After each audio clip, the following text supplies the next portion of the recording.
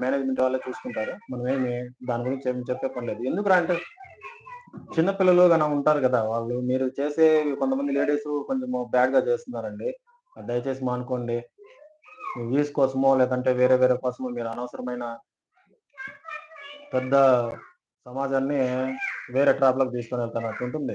చిన్న పిల్లలు ఎవరన్నా కాలేజీ పిల్లలు వాళ్ళు చూస్తే మీరు చేసేవి కొన్ని కొన్ని బ్యాడ్‌గా అనిపిస్తున్నాయని నా ఒపీనియన్. మీ ఇష్టం దాని తర్వాత. మీరు అలాగే మన నాలెడ్జ్ ఎలాగైనా ఉంది అని జెప్పేసి మీరు మాకొచ్చినది ఇదే, మా కంటెంట్ ఇదే అంటే అలాగే చేసేయండి.